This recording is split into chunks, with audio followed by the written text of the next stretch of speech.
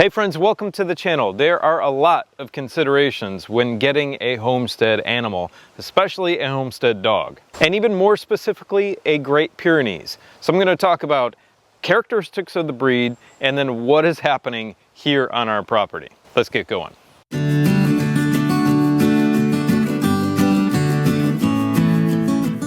Well, here he is in the background. That is Brisket, my Great Pyrenees, and he's actually mixed with 1/8 Italian Mastiff. So some characteristics of this breed are the 3 L's: large, lovable, and loyal, and he is all 3. Pyrenees are known for being incredibly loyal to their owners, and he certainly is. He's also very lovable. He thinks he's a lap dog, and he just wants to cuddle and be pet all the time. And then of course large, he's nearing 100 pounds. Now I mentioned lovable, but they are also very gentle. I mentioned him being 100 pounds, but we've got cats and he knows that they are our cats. He is extremely gentle with them. And when he was a puppy, where he came from, they had free ranging chickens. So he is completely used to those type of birds just running around everywhere, and he is a great protector of them, and that's the next point. Of course, Pyrenees are the most well-known livestock guardian dog, and they are very popular for that reason around the world. And if they know you really well and they like you, they will be incredibly submissive right away. You can see he's showing me his belly, and he does this probably 20 times a day. But here's the thing, they are great guardians. So if he doesn't know you and I don't introduce you, you better watch out. And of course, with that gentleness, I never have to worry about my small young daughter with him, because he's going to protect them and be extremely gentle. Although, since he's still kind of a puppy, he is clumsy. And being a 100-pound clumsy animal is real tough when you're a small child. So just keep that in mind. He's not doing it on purpose. He just doesn't know how to control himself. Okay, those were all the really nice characteristics. Now let's talk about some of the ones that are a little bit of a challenge that you should know about if you're going to get a Pyrenees. And before I got him, I didn't really fully investigate all the idiosyncrasies that these animals have. One of them is that they tend to wander a lot. They are very, very independent, which is great for livestock protection because they can just be out there in the pasture with the livestock. They wander around them. They know they're supposed to protect, but trying to call them and trying to get them to do things is a challenge because they are not the best listeners because they are so independent. They are a fairly intelligent dog, but they really have a mind of their own. So if you're going to train them, you need to get them as a puppy, and you need to spend a lot of time with training at a very young age. And sometimes when you're so busy out on a homestead, that is a challenge. And since I mentioned wandering, you want to make sure you don't have any gaps in your fencing around your property. And if you don't have fencing, just be aware that they are going to wander off your property. They might not come back for a day or two. They know where their home is, but they will wander. Case in point, not long ago, he got out and was across the road on somebody else's property. Luckily, I heard him barking at something. This is our dry creek, and it gets washed out sometimes in the spring when there's a lot of rain that comes through. I have to constantly repair the fence back there with cattle panel to make sure that there aren't any holes. And he found a small hole. And if a Pyrenees finds a small hole that he can quite possibly just get his head through, they will squeeze through anywhere. So you really have to make sure that things are very secure on your property if you want to keep them on your property. So one thing that's really unique about a Pyrenees is their coat.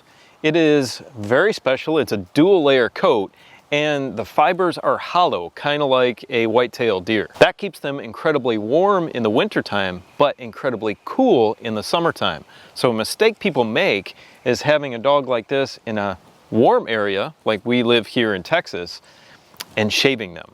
You never, ever want to shave a Pyrenees. And the thing about this Pyrenees coat is they shed a lot.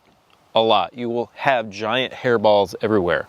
Luckily, he's an outside working dog, so all those hairballs are floating around out here. And another unique thing about his coat is that it will retard dirt.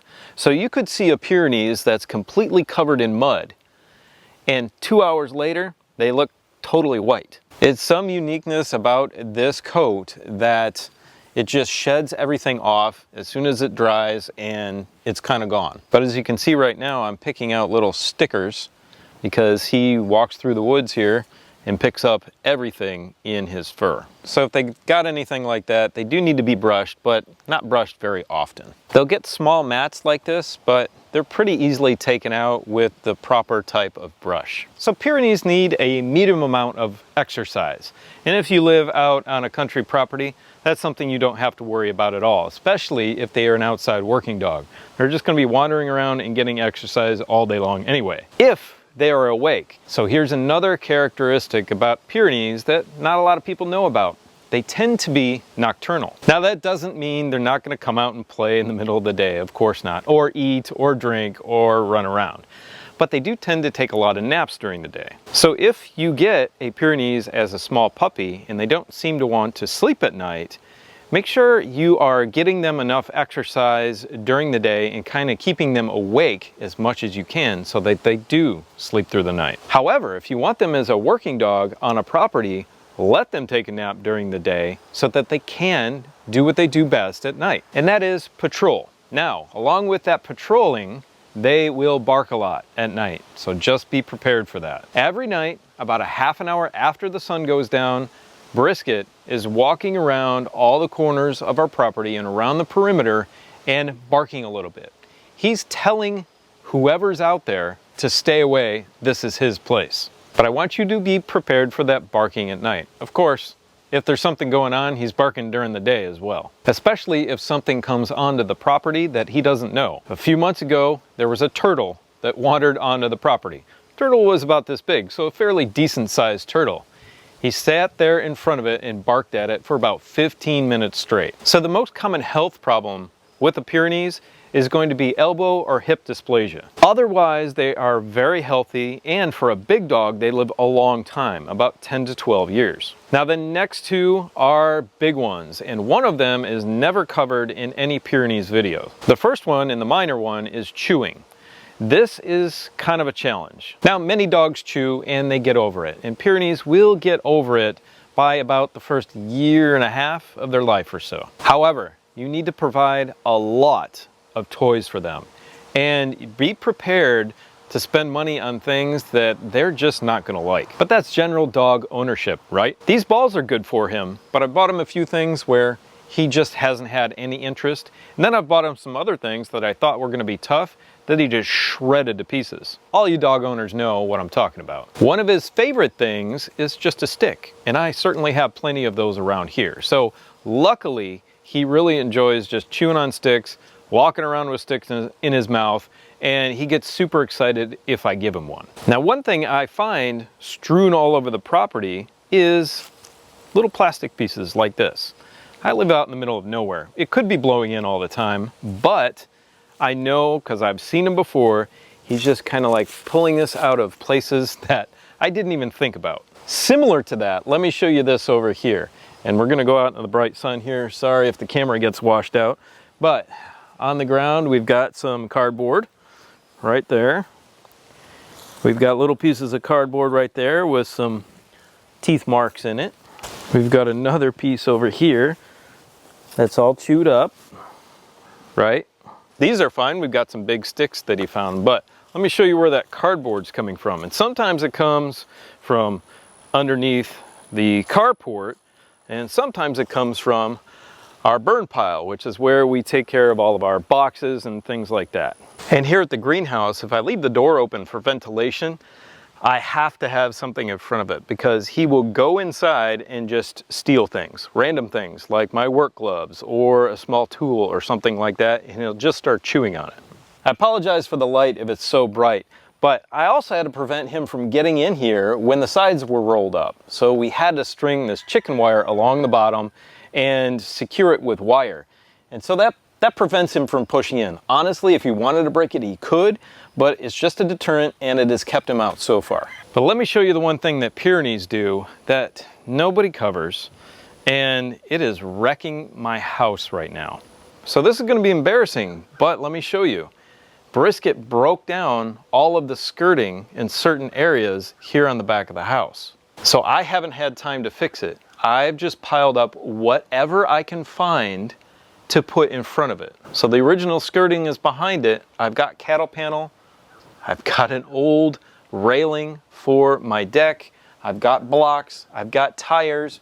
Whatever I could find that was heavy enough that he's really got to put a lot of effort in to move it out of the way. But let me tell you, if he is determined, he will absolutely get under this house, especially if there is a thunderstorm. Now, some Pyrenees don't mind thunderstorms at all. Other Pyrenees are terrified of them. And the person that I got them from, who's had Pyrenees their entire lives on sheep farms, have said it's about a 50-50 shot, whether they're scared or not. So along with their digging nature and being scared, they're gonna go into hide wherever they can. And under my house are just block piers. So that's how these houses were built out here in rural East Texas in 40, 50 years ago. That's how it is. It's stable, but if he's digging around those block piers underneath the house, I'm gonna have a very serious issue, because let me show you what he's doing here under the deck. Okay, check it out. Here's one of his holes. It is ginormous. It's probably about 5 feet long. It goes to this deck pier right here, and it comes all the way back to the pier next to the house. Now you can see I've tried to put some cattle panel up. These are some of the old metal galvanized skirting panels. I've got blocks, everything to try to keep him from crawling under the house and digging under there. And I'm gonna have to come up with another solution. You can see under next to this pier, we've already got a hole. He's starting to dig right next to it. This is bad because it's near the edge of the deck right here. And if water gets in here, we got a serious problem. Here's some of the skirting I had up on this section at one point, but he just plowed right through it. Here's his giant hole on the other side underneath the deck. Basically what that piece of cattle panel is doing temporarily is just protecting the base of those piers that are holding up the house and the deck. Now I have repaired some of the skirting around the house with some decent 26 gauge metal roofing steel, and this is from the repair that I made a few years ago, and that is buried about 8 inches in the ground. But if I do that under the deck, I'm not 100% sure that just going down 8 inches is going to stop him. It might. So I'm gonna have to think through my strategies on what to do, especially in that area. You can see on the side of the house, there's nothing. He hasn't done anything. It's just in those areas he knows it's easier to get under, and it is cozy and cave-like. And that's something Pyrenees like a lot, is a small enclosed space. But we've got an enclosed cage for him up here on the deck. He hates it. He wants to be close down to the ground and under something. This is another trait with Pyrenees that not a lot of people think about. They like small, cozy, low confined spaces. The friends who I got them from have a fifth wheel travel trailer, and underneath the travel trailer, they dig and dig and dig. Their house is on a slab, so they can't dig under the house. But underneath that travel trailer, there are just potholes everywhere where all of their Pyrenees, I think they have 4, are laying. I think this deck is perfect for him to stay under, but we need to seriously reinforce all of our skirting in the entire back of the house here and potentially build him something more enclosed underneath that deck to give him the comfort that he needs. I'll let you know how that goes in a future video because I'm not building it today. So if you have any comments or questions, please leave them for me in the comments section below the video. Now go check out this video right here, which YouTube says you are going to love. Have a beautiful, blessed day, and we will see you on the next video. Bye.